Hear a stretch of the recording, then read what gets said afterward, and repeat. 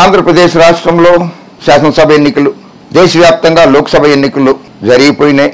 Pre poll సర్వేలు, post poll సర్వేలు, exit poll సర్వేలు అవి కూడా వచ్చేసాయి, అన్నీ వచ్చేసాయి. ఆంధ్రప్రదేశ్లో అయితే బెట్టింగులు కూడా జరిగిపోయినాయి. నేను వినలేదు, బెట్టింగులు కూడా జరిగాయి. ఒక్కొక్కళ్ళు వేలు లక్షలు పందాలు కాశారట. దాదాపు నేను ఒక 50 నుంచి 53 సర్వేలు చూశాను. అది వాళ్ళ ఇష్టం, ఆ సంస్థ ఇష్టం, సర్వేలు చేసుకోవచ్చు.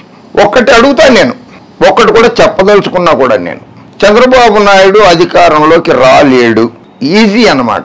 ఎవరి సర్వేలు అక్కర్లేదు. చంద్రబాబు నాయుడికే బలం ఎక్కువ ఉంది, చంద్రబాబు నాయుడు గారికి నెట్వర్క్ ఎక్కువ ఉంది, జగన్మోహన్ రెడ్డి గారికి తక్కువ ఉంది. చంద్రబాబు నాయుడు గారికి పచ్చ మీడియా తోడుగా ఉంది, అండదండగా ఉంది.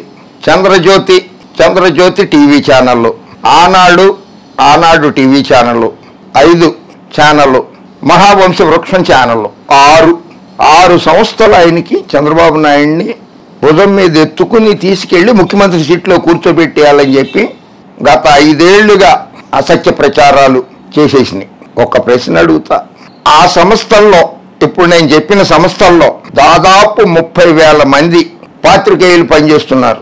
గ్రామీణ విలేకరులు, సందుగొందు విలేకరులు, ట్రింగర్స్, మున్సిపల్ విలేకరులు, మండల విలేకరులు అందరూ కలిపి దాదాపు 30,000 మంది పనిచేస్తున్నారు 6 సంస్థల్లో. ఆ 30,000 మందిలో కూడా 25,000 మంది వాళ్ళు గ్రామీణ నెట్వర్క్ల్లో ఉంటారు, గ్రామీణ ప్రజలతో మమేకమై ఉంటారు. గ్రామీణ విలేకరులు, పట్టణ విలేకరులు పట్టణ ప్రజలతో మమేకమై ఉంటారు. ఆ 30,000 మందిలో 20,000 మంది, 10,000 మంది పక్కన పెడదాం, వాళ్ళు ఏదో జీతం వస్తుంది పనిచేస్తున్నారు అనేటువంటిది వదిలిపెడితే, ఒక 20 మంది అయితే, 20,000 మంది అయితే చంద్రబాబు నాయుడు అధికారంలోకి వస్తున్నాడు అని వాళ్ళ ఓనర్లు డ్రామాజీరావు గారికి కానీ, కిరసనాయల కిష్టయ్యకి కానీ, నాయుడు గారికి కానీ, సాంబశివుడికి కానీ, వంకాయల కృష్ణకి కానీ, లోకేష్ బాబుకి కానీ, తెలుగుదేశం పార్టీ నాయకులకు కానీ చెప్పినట్లు ఉంటే చంద్రబాబు నాయుడు గారు అధికారంలోకి వస్తున్నాడని వాళ్ళకంటే ఎక్కువగా సర్వే చేయగలిగిన సంస్థలు ఏవీ లేవు. ఎందుకంటే వాళ్ళు రోజు ప్రజలతో మమేకమై ఉంటారు, ఆ విలేకరులు నాయకులతో మమేకమై ఉంటారు. కనుక వాళ్ళు చేసి సర్వే కనుక చేసి చెప్పి ఉంటే చంద్రబాబు నాయుడు గెలుస్తున్నాడు అని నిన్న 1వ తారీఖు నాడు లోక్సభ ఎన్నికలు కూడా ఆఖరి అంకం 7వ అంకం కూడా ముగిసింది. కనుక చంద్రబాబు నాయుడు గారు 2019లో అధికారంలో నుంచి దిగిపోయినప్పుడు 100 కోట్లే ఉంచాడు ఖజానాలో, 100 కోట్లు ఉంచాడు ఖజానాలో అని చెప్పారు. కనుక అందరూ, రాష్ట్ర ప్రభుత్వం చెప్పింది, వైఎస్ఆర్ కాంగ్రెస్ పార్టీ వాళ్ళు చెప్పారు. కనుక జగన్మోహన్ రెడ్డి 1,85,00,000 మందికి 4,77,000 కోట్ల రూపాయలు డైరెక్ట్ బెనిఫిషియరీ ట్రాన్స్ఫర్ ద్వారా పంచిపెట్టేశాడు. అప్పులు తీసుకొచ్చి ఇందు కూడా పంచిపెట్టేశాడు. ఖజానాలో 1 రూపాయి లేదు. కనుక ప్రమాణ స్వీకారం ఖర్చు ఎందుకు ప్రభుత్వానికి అని సరుకుబాదులు అవన్నీ అమరావతిలో బుద్ధుడి విగ్రహం దరిదాపుల్లో ఎక్కడో పందిళ్లు వేసేసి తెలుగుదేశం పార్టీ వాళ్ళే, పచ్చ పార్టీ వాళ్ళు, పచ్చ మీడియా వాళ్ళు వేసేసి వాళ్ళ సొంత ఖర్చులతోటి ప్రమాణ స్వీకారానికి ఏర్పాట్లు చేసి ఉండేవాళ్ళు. లేదు, వాళ్ళ సర్వేలే వాళ్ళకి వ్యతిరేకంగా వచ్చినాయి తెలుగుదేశం పార్టీకి. వాళ్ళ మొహాలు చూస్తే, వాళ్ళ ముఖ కవళికలు చూస్తే తెలిసిపోతుంది తెలుగుదేశం పార్టీ ఓడిపోతుందని చెప్పడానికి నిదర్శనం అది. వీళ్ళకి తోడు ఆ 53 సంస్థలకు తోడు, సర్వే సంస్థలకు తోడు, రోడ్ల మీద అక్కడక్కడ గొళ్ళ దగ్గర అమ్ముతూ ఉంటారు రుద్రాక్షమాలలో. ఆ 4 రుద్రాక్షమాలలు వేసేసుకుని మెడలో, తల్లొకళ్ళు 4 ఉంగరాలు పెట్టేసుకుని, వీపూది రుద్దేసుకుని, బొట్లు పెట్టేసుకుని, పెద్ద పెద్ద బొట్లు పెట్టేసుకుని జ్యోతిష్యుల్లాగా తయారైపోయి దాదాపు 15-20 మంది వచ్చేసారు. చంద్రబాబు నాయుడు అధికారంలోకి వస్తాడని కొందరు, కాదు జగన్మోహన్ రెడ్డి అధికారంలోకి వస్తాడని కొందరు ఇలా చెప్పేశారు. ఇంకా ఎవరెన్ని సీట్లు వస్తాయో కూడా చెప్పేశారు. పవన్ కళ్యాణ్ ఓడిపోవడం ఖాయమని చెప్పారు జ్యోతిష్యులు. కుప్పంలో చంద్రబాబు నాయుడు ఓడిపోతున్నాడు అని చెప్పేశారు. లేకపోతే ఆయన ఓడిపోకపోతే నేను జ్యోతిష్యం మానేస్తాను. అసలు ఎప్పుడు చెప్పారు ఇంతకు ముందు జ్యోతిష్యం మానేయడానికి? జ్యోతిష్యం మానేస్తానని కూడా చెప్పేశారు కొందరు. జ్యోతిష్యులు 15-20 మంది జ్యోతిష్యులు తయారైపోయి ఆ పార్టీ గెలుస్తుంది, ఈ పార్టీ గెలుస్తుంది. అరే ఎవరక్కర్లేదా, గుండె ధైర్యము ఒకటే.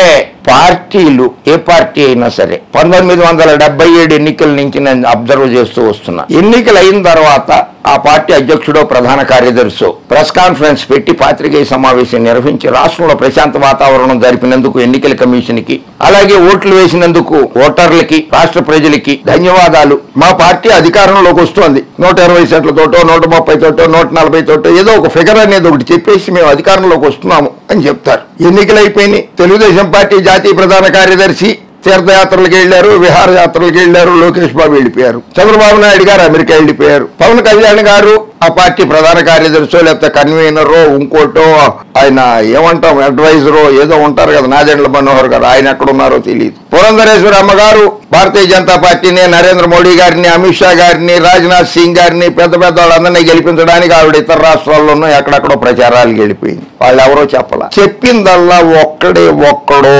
ఒకే ఒక్కడో జగన్మోహన్ రెడ్డి. ఐపాక్ టీం వాళ్ళతోటి మీ సేవలు అందించినందుకు ధన్యవాదాలని చెప్తూనే లండన్ వెళ్ళడానికి ముందు మా పార్టీ గతంలో కంటే ఎక్కువ 151 సీట్ల కంటే ఎక్కువ సీట్లతోటి అధికారంలోకి రాబోతోంది అని చెప్పి ధైర్యంగా చెప్పాడు. సరే, అది ఆయన ధైర్యాన్ని మెచ్చుకోవాలి, అభినందించాల్సిందే. ఎన్ని గొప్ప ప్రభుత్వాలైనా సరే, ఎంత మంచి ప్రభుత్వాలైనా సరే, అడ్మినిస్ట్రేషన్, యాంటీ అడ్మినిస్ట్రేషన్ అనేది ఒకటి ఉంటుంది. పాజిటివ్ ఓటు, నెగిటివ్ ఓటు అనేది ఒకటి ఉంటుంది. అలా పాజిటివ్ ఓటు, నెగిటివ్ ఓటు లేకుండా పరిపాలన చేయడం అనేది చాలా కష్టమైన పని. బట్ జగన్మోహన్ రెడ్డి గారి కాన్ఫిడెన్స్ ని అభినందించాలి. గత 2 ఏళ్లుగా కరోనాలోనేమో పారిపోయి దాక్కున్నారు హైదరాబాద్ లో. కరోనా తగ్గిపోయిన తర్వాత పట్టణాలు, గ్రామాల మీద పడ్డారు, విధ్వంసం సృష్టించారు. తెలుగుదేశం పార్టీ వాళ్ళు, పచ్చ మీడియా వాళ్ళు తాట తీస్తా, తోలు తీస్తా, చెప్పు తీసుకుని కొడతా, చర్మం ఒలుస్తా, ఖబర్దార్ ఇటువంటి వార్నింగులతోటి, ఇటువంటి హెచ్చరికలతోటి ప్రజల్ని భయపెట్టారు. కానీ ప్రజలు ఎవరో భయపడాల. ప్రజలు జగన్మోహన్ రెడ్డి గారికే ఓటేశారు, జగన్మోహన్ రెడ్డి గారికే పట్టం కట్టారు. నేను సర్వే అడిగాను, పచ్చ మీడియా వాళ్ళు డేలా పడిపోయారు వాళ్ళు చేయించుకున్న సర్వేలతోటి. 2 చంద్రబాబు నాయుడు గారు కూడా ఒక టీంని పెట్టుకున్నారు. ఆ టీం వాళ్ళతో ఆయన ఏం మాట్లాడారో ఎవరికి తెలియదు. ఎన్నికలు అయిపోయినాయి, అమెరికా నుంచి వచ్చేసిన తర్వాత ఆయన హైదరాబాద్ లో ఎన్టీఆర్ ట్రస్ట్ భవనంలో తెలుగుదేశం పార్టీ జాతీయ కార్యాలయంలో ఓ మీటింగ్ నిర్వహించి తెలంగాణలో పార్టీని బలోపేతం చేద్దాం అంటే ఆంధ్రాని వదిలేశాడు. ఎందుకంటే అక్కడ ఎలక్షన్లు అయిపోయినాయి కదా, అందుకని ఆంధ్రాని వదిలేసినట్టేనా, మూటముళ్ళు సర్దుకున్నట్టేనా, అక్కడి నుంచి ఆంధ్ర నుంచి మూటముళ్ళు సర్దుకుని తెలంగాణకు వచ్చేసినట్లేనా మళ్ళీ చెప్పండి. తర్వాత ఈ ఎన్నికలు బాబు వ్యవస్థల్ని ఎలా మేనేజ్ చేయగలడు అనేది కూడా నిరూపించాడు. ఈ రోజు సుప్రీంకోర్టులో house motion YSR Congress party వాళ్ళు వేస్తున్నారు. ఎన్నికల సంఘం ఇచ్చినటువంటి నియమ నిబంధనలకి విరుద్ధంగా ఆంధ్రప్రదేశ్ హైకోర్టు తీర్పు ఇవ్వడము, ఆ తీర్పును సవాల్ చేస్తూ ఈ రోజు నాడు సుప్రీంకోర్టులో హౌస్ మోషన్ కూడా వాళ్ళు మూవ్ చేస్తున్నారు. ఈ రోజు సాయంత్రం వరకు పోస్టల్ బ్యాలెట్లు లెక్కింపు విధానం మీద సుప్రీంకోర్టు తీర్పు వచ్చే అవకాశం ఎక్కువగా ఉంది. ఎన్ని సంవత్సరాలు సర్వేలు చేసినా ఈయన 10వ పేజీలో వేసుకున్నారు, ఏపీలో టీడీపీ కూటమిదే విజయం అని.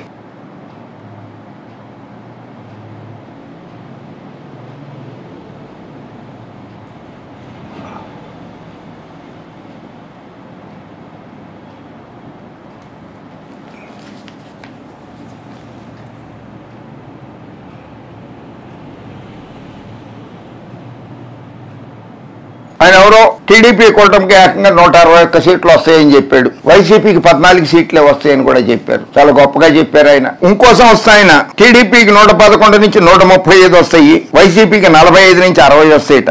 ఇంకో ఆయన టీడీపీకి 71 నుంచి 81 వస్తాయి, వైసీపీకి 94 నుంచి 104 వస్తాయని. ఇంకో సంస్థ 103 నుంచి 118 వస్తాయి టీడీపీకి, వైసీపీకి 48 నుంచి 60 వస్తాయని. ఇంకో సర్వే వాళ్ళు టీడీపీకి 93 వస్తాయి, వైసీపీకి 82 వస్తాయి అని చెప్పి వాళ్ళు సర్వే రిపోర్ట్లు కాస్త మెన్షన్ చేశారు ఇక్కడ.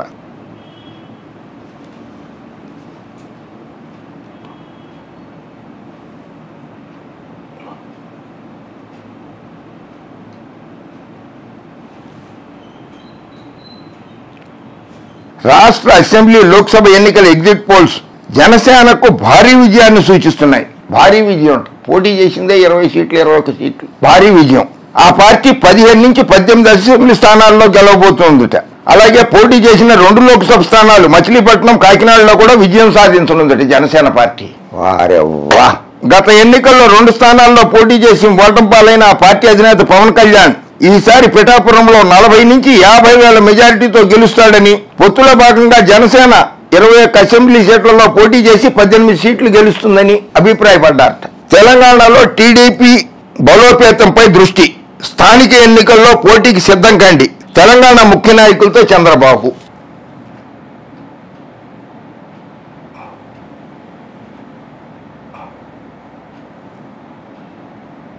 ఇక వైఎస్ఆర్సీపీదే ఏపీ అసెంబ్లీ ఎన్నికల్లో మెజారిటీ ఎగ్జిట్ పోల్స్ స్పష్టీకరణ. ఇందులో సర్వే సంస్థ సర్వే సంస్థ వైఎస్ఆర్సీపీకి 94 నుంచి 104, కూటమికి 71 నుంచి 81, పార్థదాస్ చాణక్య 110 నుంచి 120 వైఎస్ఆర్సీపీకి, 55 నుంచి 65 కూటమికి. సిపిఎస్ సంస్థ 97 నుంచి 108 వైఎస్ఆర్సీపీకి, 66 నుంచి 78 కూటమికి.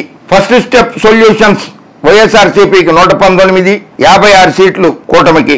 ఆత్మసాక్షి సర్వే సంస్థ 98 నుంచి 116 సీట్లు వైఎస్ఆర్సీపీకి, 59 నుంచి 77 కూటమికి. రేస్ సంస్థ 117 నుంచి 128 స్థానాలు వైసీపీకి, 48 నుంచి 58 కూటమికి. అగ్నివీర్ సంస్థ వైఎస్ఆర్సీపీకి 124 నుంచి 128, కూటమికి 46 నుంచి 49. జన్మత్ సంస్థ వైఎస్ఆర్సీపీకి 95 నుంచి 103, కూటమికి 67 నుంచి 75. ఆపరేషన్ చాణక్య వైసీపీకి 95 నుంచి 102, కూటమికి 64 నుంచి 68 వస్తాయని వెల్లడించారట. ఇది వైఎస్ఆర్సీపీదే AP.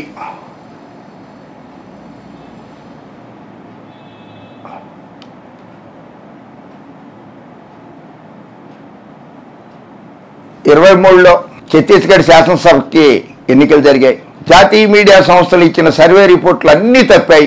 India today, Axis My India, NDTV, ETG, Jan Ki Baat, poll star, today's Chanakya, matrix, C voter, CNX, Dainik Bhaskar తదితర సంస్థలు కాంగ్రెస్ అధికారంలోకి వస్తుందని చెప్పాయి. రాలా, బీజేపీ అధికారంలోకి వచ్చిందాక. ప్రజల నాడి పట్టుకుంటాం అనేది చాలా కష్టం.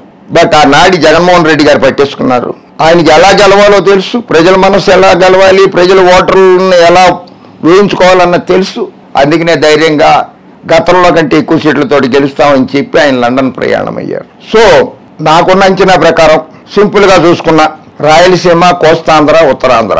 రాయలసీమలో 52 సీట్లకు గాను వైఎస్ఆర్ కాంగ్రెస్ పార్టీ గతంలో 49 గెలిచింది. సరే, ఈసారి 40 గెలుస్తుంది అని అనుకోండి, కాసేపు అనుకోండి, 40. ఉత్తరాంధ్రలో 32 సీట్లు ఉన్నాయి, 34.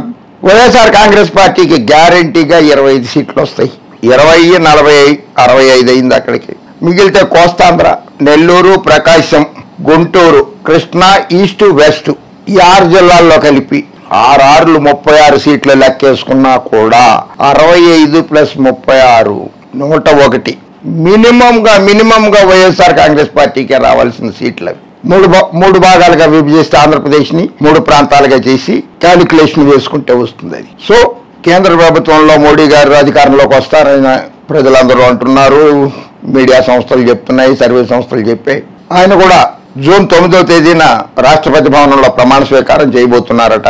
జగన్మోహన్ రెడ్డి గారు ఆల్రెడీ చెప్పారు, ఆ పార్టీ నాయకులు వైవి సుబ్బారెడ్డి గారు చెప్పారు, బొత్స సత్యనారాయణ గారు చెప్పారు, పెద్దిరెడ్డి రామచంద్రారెడ్డి గారు చెప్పారు, చాలా మంది చెప్పారు విశాఖపట్నంలో ప్రమాణ స్వీకారం అని. జూన్ 9న జగన్మోహన్ రెడ్డి గారు విశాఖపట్నంలో ప్రమాణ స్వీకారం చేస్తున్నారు ఆంధ్రప్రదేశ్ ప్రజల ఆశీస్సులతో. ఇది రాసి పెట్టుకోండి. జై హింద్.